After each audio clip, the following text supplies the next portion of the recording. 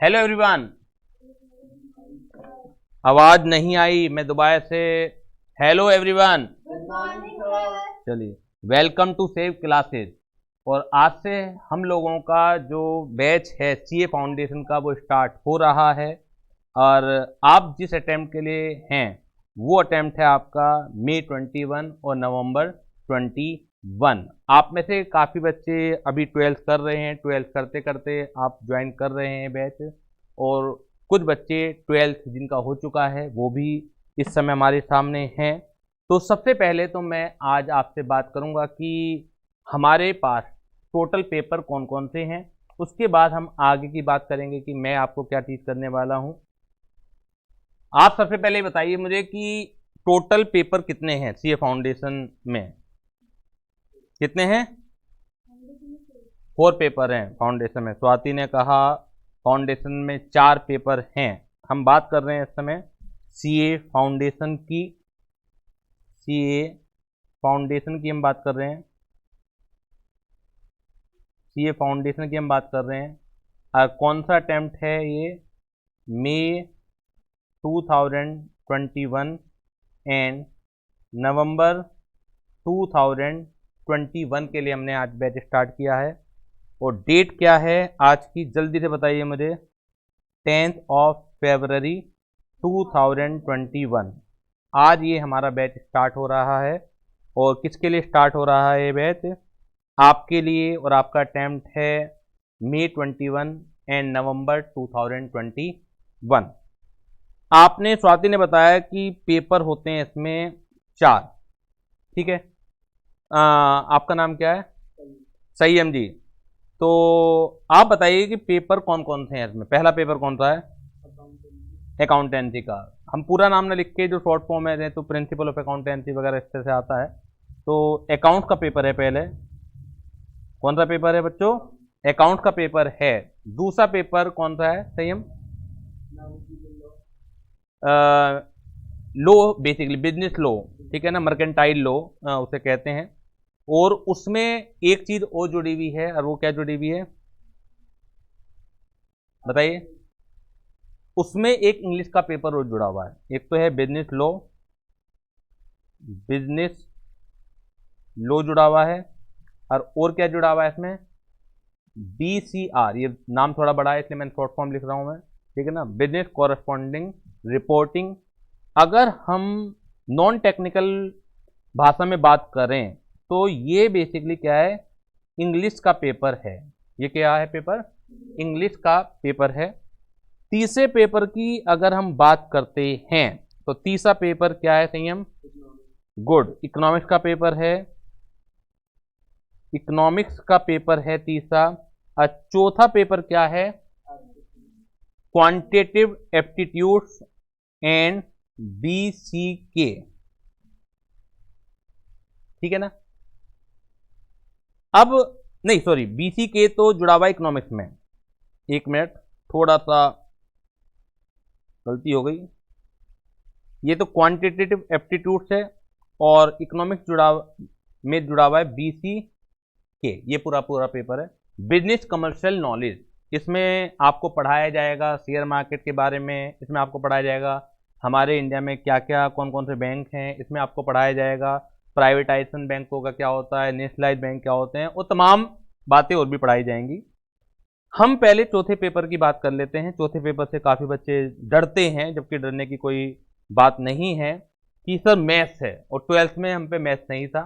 मेरे ख्याल से आप लोगों में भी किसी के पास मैथ्स नहीं था, तो सर हम डरते बहुत हैं। मैथ्स को कैसे करेंगे? एक फोबिया है, ठीक है। कुछ भी डरने की जरूरत नहीं है, क्योंकि इसमें 3 पार्ट होते हैं। ये जो है 3 पार्ट से बना हुआ है। एक तो मैथ्स है, दूसरा स्टैटिस्टिक्स है, और तीसरा है रीजनिंग। रीजनिंग आप ये समझ लीजिए जैसे पहेली होती हैं, पजल्स होते हैं। किसी को कभी भी समझाने की हम शुरुआत करें, पिछला आपका बैकग्राउंड कुछ भी नहीं है, कोई फर्क नहीं पड़ता है। ये एक ऐसा सब्जेक्ट है, basically reasoning is not a subject. Reasoning वास्तव में सब्जेक्ट भी नहीं है, ये हमारी आम जिंदगी से निकला हुआ सब्जेक्ट है, ठीक है ना। इसमें इस तरह की पहेलियां पूछ ली जाएंगी कि राम है वो श्याम का लड़का है और राम की जो मौसी है ये हैं, तो आप बताइए श्याम और उनमें क्या रिलेशनशिप है। दिशाओं में पूछ लिया जाएगा कि आप अगर 20 किलोमीटर उत्तर की तरफ बढ़ते हैं और वहाँ से आप टर्न लेते हैं दक्षिण की तरफ 10 किलोमीटर और फिर वहाँ से आप लेते हैं पूर्व की तरफ 5 किलोमीटर, तो बताइए आप जो जिस पॉइंट से चले थे और जो जिस पॉइंट पर पहुँचे हैं उसमें कौन सी दिशा है या कौन सा एंगल है, ठीक है ना। ये इस तरह से चीज़ें पूछ ली जाएंगी और बहुत ही इंटरेस्टिंग है, बहुत ही मज़ेदार है। ये है आपका 20 मार्क्स का, और 20 मार्क्स में से अगर 20 नहीं आए तो पढ़ना बेकार है आपका, 19 भी आए तो गलत है। यानी कि ये एक सब्जेक्ट ऐसा है कि 20 में से 20 ही आएंगे। हमारी जो टीचर हैं आशु चौधरी जी, तो बहुत ही बढ़िया तरीके से वो रीडिंग पढ़ाते हैं। यहाँ पे तो रीडिंग अभी आया है, तो हमारे तो जो आशु चौधरी जी हैं पिछले 20 सालों से बैंकिंग एसएससी उसमें तो बहुत अच्छे लेवल का रीडिंग आता है, तो उसे वो टीच करते हैं और बहुत ही ईजी लैंग्वेज में वो बताते हैं कि आपको पढ़ने में भी मज़ा आता है और उसके साथ साथ आपको चीज़ें जो है क्लासरूम के अंदर कंठस्थ हो जाती हैं और घर पे कुछ भी देखने की ज़रूरत नहीं है। आप श्योर हो जाएंगे कि इसमें तो 19 लाने ही नहीं है मुझे, इसमें तो 20 में से 20 ही लाने हैं। अब बात आती है स्टैटिस्टिक्स की। ये है बच्चों 40 मार्क्स का। ये क्या है बच्चों? 40 मार्क्स का स्टैटिस्टिक्स, मीन, मीडियन, मोड, ठीक है ना। ये एक सब्जेक्ट ऐसा है कि इसके लिए भी पुरानी बैकग्राउंड की कोई रिक्वायरमेंट नहीं पड़ती है, आप सब जानते हैं, ठीक है ना। कोई मैथमेटिक्स का आपका बैकग्राउंड रहे नहीं है, कोई भी मतलब नहीं है। हाँ, ये मैथ्स है, ये जरूर आपकी 40 नंबर की है, जिसमें बैकग्राउंड अगर आपका है पिछला 11-12 का, अच्छी बात है, और नहीं है तो भी अच्छी बात है, घबराने की जरूरत नहीं है। तो पहली बात तो क्यूए में जो आप सोच लेते हैं कि मैथ्स है 100 नंबर का, वो गलत है। मैथ्स केवल 40 नंबर का है, बाकी जो 60 नंबर के हैं वो अदर पेपर हैं, और इन 60 में से तो 60 आने ही चाहिए। रीजनिंग में तो 20 में से 20 आने चाहिए, 19 नहीं आने चाहिए। स्टैटिक्स में चलो 40 में से मान लेते हैं 35-36 आ जाएंगे। इसके अलावा इंस्टीट्यूट ने एक और अच्छा काम कर रखा है कि ये पेपर जो बना रखा है ऑब्जेक्टिव, यानी कि आपको लिखना कुछ भी नहीं है, आपको लिखना कुछ भी नहीं है। एक क्वेश्चन आएगा, उसके 4 ऑप्शन आएंगे, जो सही लगे आप उस पर टिक लगा दीजिए और आगे बढ़ जाइए, ठीक है ना। अब आपके मन में एक क्वेश्चन हो आएगा कि सर क्या इसमें निगेटिव मार्किंग है? तो इंस्टीट्यूट ने और अच्छा कदम उठा रखा है, no negative marking. No negative marking यानी कि कोई भी निगेटिव मार्किंग नहीं है। 40 नंबर का अगर मैथ बिल्कुल भी नहीं आता है आपको, तो भी अक्कड़ बक्कड़ बम्बे बो, ठीक है ना। और आगे की क्या लाइन है वो बताइए आप? 80-90 पूरे 100, 100 में लगा धागा, चोर निकल के भागा। इस तरीके से आप जो भी भागा वर्ड जहां पर भी आए, 4 ऑप्शन होते हैं, तुक्का मार दीजिए, ठीक है ना। आप जिस देवी देवता को मानते हैं, सरस्वती माँ को मानते हैं, लक्ष्मी माँ को मानते हैं, गणेश जी को मानते हैं, उन्हें ध्यान कीजिए और उनसे प्रार्थना कीजिए कि सर गणेश जी, सरस्वती माँ, लक्ष्मी माँ, सही दिशा दिखलाइए। ए पे टिक लगाऊं, बी पे लगाऊं, सी पे लगाऊं, डी पे लगाऊं, जिस पर भी वो आपको ऊपर संकेत मिलते हैं लगा मारिए और आगे बढ़ जाइए, ठीक है ना। क्यों? क्योंकि निगेटिव मार्किंग कुछ भी नहीं है। सही हो गया नंबर मिल जाएंगे, अगर गलत हो गया तो नंबर कटेंगे बिल्कुल भी नहीं। इतनी तो किस्मत आप लोगों की भी खराब नहीं कि 40 नंबर के अगर आप तुक्के भी मारते हैं, ऐसा कभी होगा नहीं। जब आप पढ़ रहे हैं ट्यूशन तो 40 के 40 तुक्के थोड़ी लगेंगे। थ्योरी बहुत आती है इसमें, ठीक है ना, थ्योरी तो समझ में आएगी ना आपको। तो 40 के 40 पर अगर आप चांस भी लेते हैं, छोड़ के बिल्कुल भी नहीं आना, आपके कितने सही होंगे? 10-20 तो सही होंगे ही नहीं होंगे। अब बाकी ये 60 नंबर आपको बचा ही रहेगा, तो कोई प्रॉब्लम नहीं है। इसी तरह से इकोनॉमिक्स भी क्या है आपका? ऑब्जेक्टिव पेपर है, ऑब्जेक्टिव पेपर है, ठीक है। ये जो अकाउंट्स और बिजनेस लॉ एनबीसीआर हैं, ये जो 2 पेपर हैं, ये सब्जेक्टिव पेपर। मेन आपको इन 2 पेपर में ध्यान देना है, और यही 2 पेपर जो हैं ये सीए इंटरमीडिएट और सीए फाइनल लेवल पर जाएंगे। पेपर नंबर 3 और पेपर नंबर 4 को आपको यहीं पढ़ना है और यहीं राम राम सत्य है कह के छोड़ देना है। यानी कि पेपर नंबर 3 और पेपर नंबर 4 आपको नॉलेज के लिए नहीं पढ़ने हैं। क्यों? चीज नॉलेज के लिए तब पढ़े आदमी जब उसके फ्यूचर में काम आनी हो। ये third and fourth paper future में पूरे सी इंटरमीडिएट में, ना ही प्रैक्टिकल लाइफ में, कहीं काम आने वाली चीज नहीं है। केवल paper number 1 and paper number 2 ही काम में आपके आने वाले हैं। अंडरस्टैंड? आगे बढ़ूं मैं? ठीक है, आज हम स्टार्ट करेंगे बिजनेस लॉ की।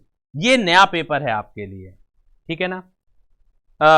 अकाउंट्स आप कहीं ना कहीं 11-12 में पढ़ते ही हैं, उसके जानकार हैं आप। ई को भी आप पढ़ते हैं, क्यूए चलो नहीं होती आपके पास, तो 2 पेपर से तो आप पढ़ के आते हैं, और 2 पेपर एक तरह से आपके लिए नए हैं। क्यूए कुछ बच्चों के लिए नया है, कुछ बच्चों के लिए नया नहीं है। लेकिन बिजनेस लॉ एक ऐसा सब्जेक्ट है जो हर बच्चे के लिए क्या है, नया है। ठीक है, बिजनेस लॉ जो आएगा वो आएगा आपका 60 मार्क्स का। बीसीआर जो आएगा आपका वो आएगा 40 मार्क्स का। 40 नंबर का आएगा बीसीआर और 60 नंबर का आएगा बिजनेस लॉ। हम बात करते हैं आज बिजनेस लॉ की कि कौन कौन से एक्ट हमें इसमें स्टडी करने हैं, तो उसके बाद हम आगे बढ़ेंगे। बिजनेस लॉ, बिजनेस लॉ ये कितने नंबर का है? ये है 60 नंबर का। इसके अंदर हम पढ़ने जा रहे हैं, हम सबसे पहले पढ़ेंगे Indian contract act. Indian contract act 1872 हम ये पढ़ेंगे इसके अंदर। दूसरा बच्चों क्या पढ़ेंगे हम? Sales of goods act, goods act हम लोग पढ़ेंगे। तीसरा हम पढ़ेंगे इसमें इंडियन पार्टनरशिप एक्ट पढ़ेंगे हम इसमें। चौथा हम पढ़ेंगे इसमें लिमिटेड लायबिलिटी पार्टनरशिप एक्ट हम पढ़ेंगे, 2008 में बना था।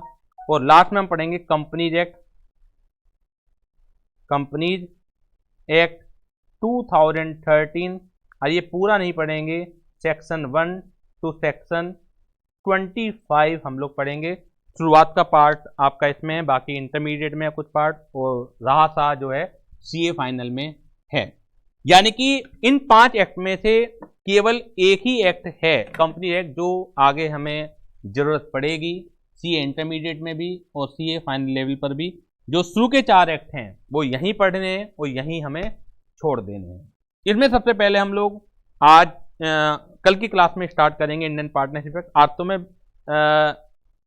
लॉ क्या है उसके बारे में आपको बताऊंगा, लेकिन जो कंटेंट स्टार्ट करेंगे वो नेक्स्ट क्लास में हम लोग स्टार्ट कर देंगे।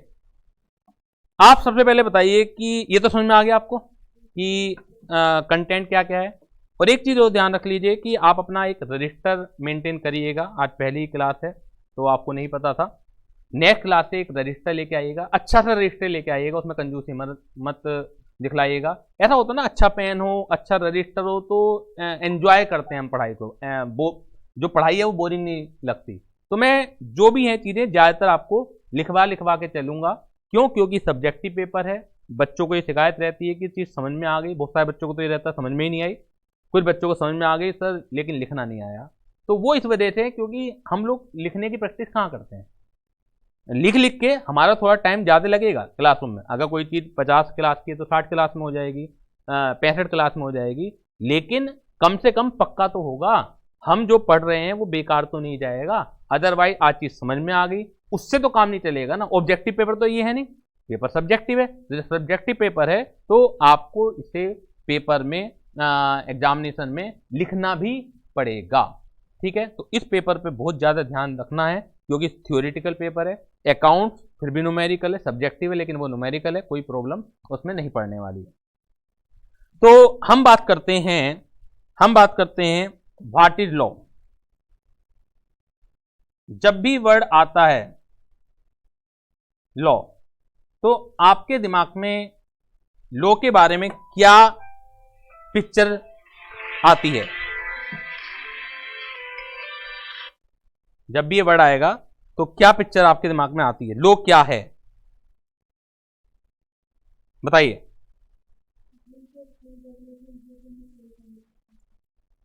What is law? स्वाति ने बताया, स्वाति नाम है ना आपका, रूल्स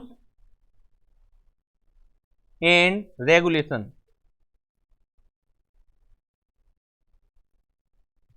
रूल्स एंड रेगुलेशन, ये बनाता कौन है? बनाता कौन है? Made by government. गवर्नमेंट कितने तरह की होती है?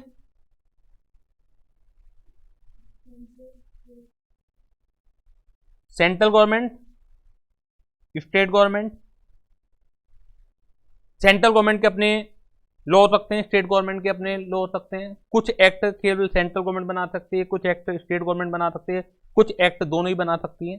ये तो केवल मैं जानकारी के लिए बता रहा हूं, हमें बहुत ज़्यादा मतलब नहीं है कि कौन सा एक्ट जो है सेंट्रल गवर्नमेंट ने बना रखा है, कौन सा स्टेट गवर्नमेंट ने बना रखा है। हाँ, इतना जो बता दूं कि जो भी हमारे 5 लॉ हैं वो सारे सेंट्रल गवर्नमेंट के, स्टेट लॉ का नहीं है। अब पूरी सीए के दौरान हमें स्टेट लेवल का लॉ पढ़ाया भी नहीं जाएगा। क्यों? क्योंकि आईसीएआई एक नेशनल इंस्टीट्यूट है, तो ऐसा कैसे हो सकता है कि यूपी का जो लॉ है वो बिहार के बच्चे भी पढ़ रहे हैं, यूपी का लॉ है जो महाराष्ट्र के बच्चे भी पढ़ रहे हैं, तो ऐसे तो एग्जाम ले ही नहीं पाएगा ना इंस्टीट्यूट। तो जानकारी के लिए जरूरी है कि रूल्स एंड रेगुलेशंस होते हैं जो कि गवर्नमेंट बनाती है। गवर्नमेंट 2 तरह की होती है, सेंट्रल गवर्नमेंट, स्टेट गवर्नमेंट होती है। लेकिन जो हमारे लॉ काम के हैं, जो भी पूरे सीए जर्नी के दौरान जो हम पे एप्लीकेबल हैं, हमारे कंटेंट में, करिकुलम में एप्लीकेबल है, वो सिर्फ और सिर्फ सेंट्रल गवर्नमेंट के लॉ एप्लीकेबल है। ठीक है ना? Rules and regulation made by the government, क्यों बनाए जाते हैं ये लॉ और किन के ऊपर एप्लीकेबल है? क्या जरूरत है लॉ बनाने की? बताइए, कुछ भी आपके माइंड में आ रहा है बता दी, गलती तो होगा, इससे ज्यादा क्या होगा? रूल्स एंड रेगुलेशन है मेड बाय द गवर्नमेंट हैं, followed by citizen to maintain discipline and growth of the economy. बहुत बढ़िया, यही तो मैं चाह रहा हूं कि आपको सब पता है, आप डरे ही ना कि ये पेपर जो है आपके लिए नया है, चीजें सारी पता है आपको, मुझे तो बस केवल पॉलिशिंग करनी है। तो टू मेंटेन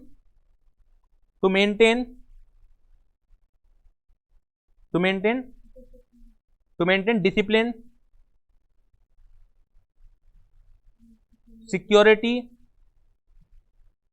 कुछ सिक्योरिटी वाले लोग भी हो सकते हैं, ठीक है ना, और to maintain discipline, security, growth of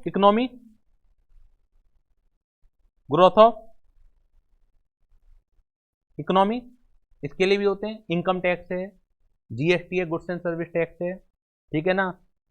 इसके अलावा इंक्रीज कंपटीशन वाले भी लोग होते हैं, बिल्कुल मान ली बात, बहुत बढ़िया, बहुत अच्छी जानकारी है आपको। तो इंक्रीज कंपटीशन है। इसके अलावा जैसे इनकम टैक्स, जीएसटी है, ये बेसिकली ये ग्रोथ ऑफ इकोनॉमी के लिए भी है। और ये रिवेन्यू लो है, यानी कि गवर्नमेंट को इससे क्या मिलता है? पैसा मिलता है, ठीक है ना। तो earning revenue for government, earning revenue for government. लेकिन जो हमारी जैसे कॉन्ट्रैक्ट एक्ट है, इसके अलावा सेल्स ऑफ गुड्स एक्ट है, ये किसके लिए है? इसके लिए तो गवर्नमेंट को कोई रेवेन्यू नहीं मिलता। Protect the rights of seller and buyer, जैसे हमारा सेल्स ऑफ गुड्स एक्ट है। To protect the rights of, जैसे कॉन्ट्रैक्ट एक्ट है हमारा, तो जो लोग भी कॉन्ट्रैक्ट करते हैं पार्टीज, ठीक है ना, to protect the right of to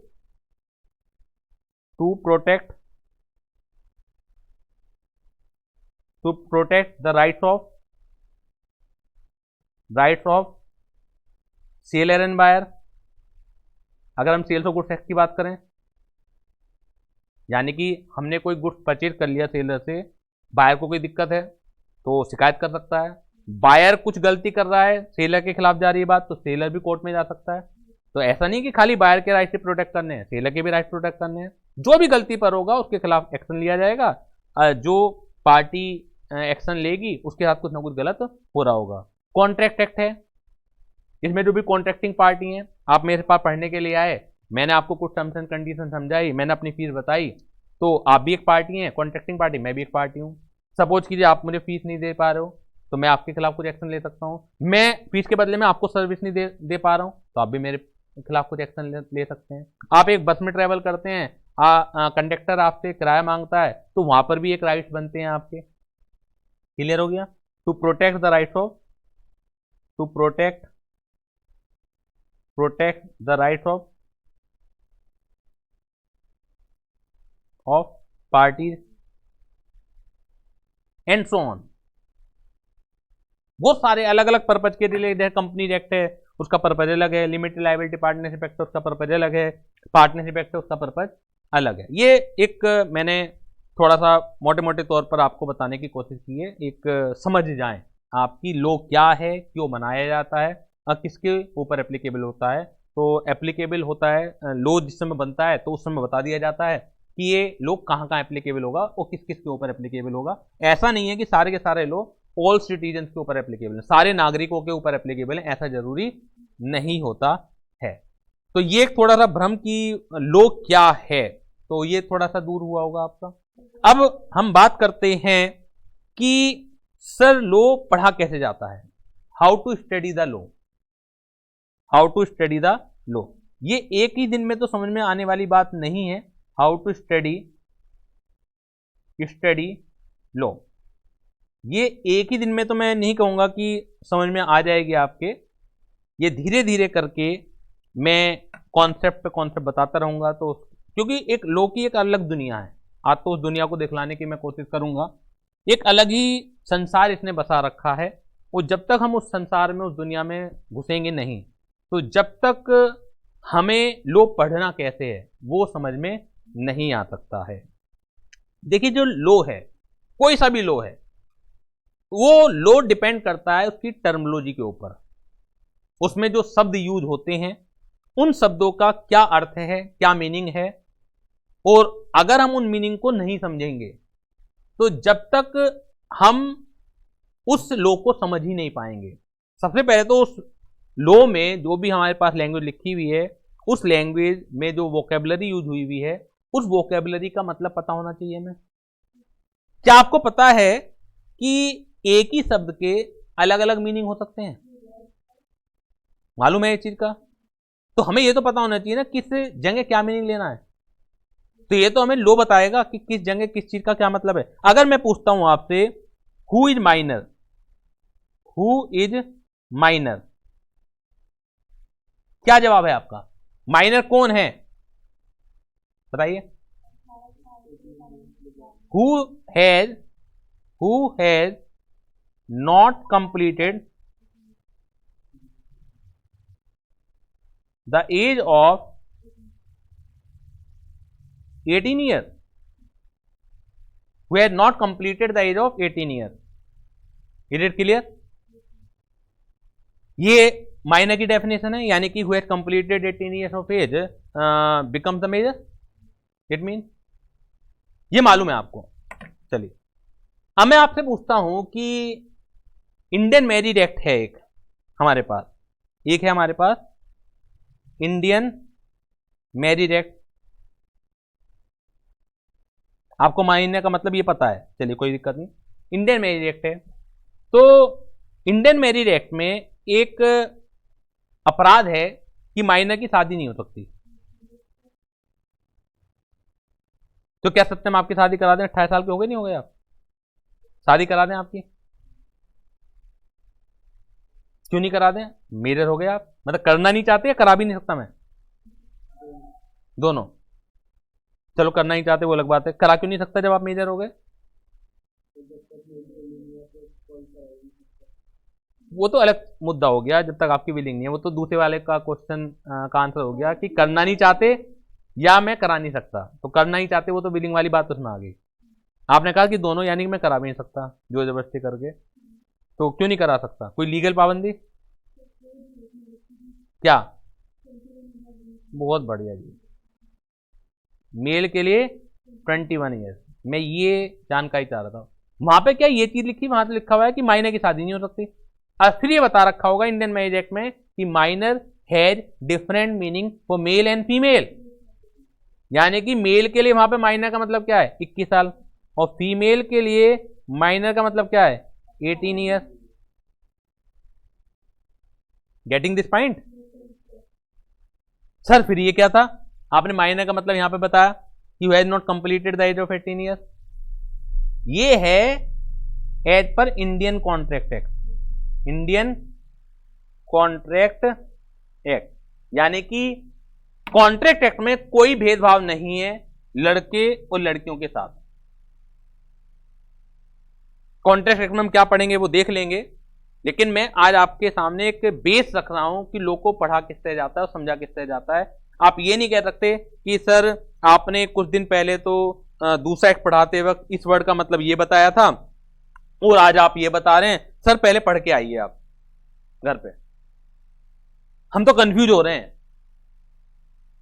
confuse होने की जरूरत नहीं है, क्यों? क्योंकि एक ही वर्ड का मतलब अलग अलग जगह अलग अलग हो सकता है, लेकिन ऐसा भी नहीं कि कभी भी जो मेरे मन में आए वो बता दूंगा। पहले से आपको बता के रखूंगा कि जब इंडियन कॉन्ट्रैक्ट एक्ट हम पढ़ेंगे तो इस वर्ड का मतलब आपको ये लेना है, फिर आगे चेंज बार बार नहीं करूंगा। इंडियन पार्टनरशिप एक्ट पढ़ेंगे तो इस वर्ड का मतलब आपको ये लेना है।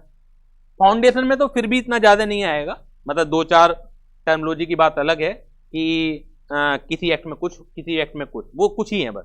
लेकिन जैसे जैसे आप आगे बढ़ेंगे इंटरमीडिएट फाइनल में, तो मैं तो उसके आधार भी बना रहा हूं ना, उसका बेस भी बना रहा हूं मैं, कि आपको मजा आना चाहिए, इंटरेस्ट सब्जेक्ट में आना चाहिए। हम लोग कह देते हैं कि लो एक बहुत बड़ा बोरिंग सब्जेक्ट है, थ्योरी में हमें मजा नहीं आता। क्यों नहीं आता? क्योंकि हम उन्हें समझते नहीं है, हम सिर्फ रट्टाफिकेशन लगाते हैं, और रट्टाफिकेशन लगा के किसी का भला आज तक नहीं हुआ है। अगर आपको प्यार हो जाए सब्जेक्ट से, मजा आने लगे, तो आपको अपने आप इजी लगेगा। लेकिन अगर पढ़ाई बोरिंग हो जाए, आप दूर भागें इससे, तो जब तक मजा नहीं आएगा, आपको जोर जबरदस्ती करके कोई नहीं बैठा सकता, अपने आप ही सब्जेक्ट कठिन हो जाता है वो। तो सबसे पहले तो जरूरी है कि आपको सब्जेक्ट में मजा आना चाहिए, और वो तभी आएगा जब चीजें आप समझेंगे। क्लियर हो गई बात ये? तो कोई भी डाउट हो इसमें बता दीजिए। नेक्स्ट क्लास में हम शुरू कर देंगे अपना इंडियन पार्टनरशिप एक्ट, और सबसे पहले मैं सिलेबस के बारे में बात करूंगा कि बिजनेस लॉ का जो 60 नंबर का पेपर है, पेपर पैटर्न की बात करूंगा, पूरा का पूरा 100 नंबर का पैटर्न समझा दूंगा। 60 नंबर का बिजनेस लॉ, 40 नंबर का आपका जो BCR है, और उस पेपर पैटर्न में पहला क्वेश्चन कितने का आता है, दूसरा क्वेश्चन कितने का आता है, तीसरा क्वेश्चन कितने का आता है, और फिर साथ के साथ हम स्टार्ट कर देंगे अपना इंडियन पार्टनरशिप एक्ट। ठीक है ना? तो आज यहीं तक रखते हैं। Thank you very much.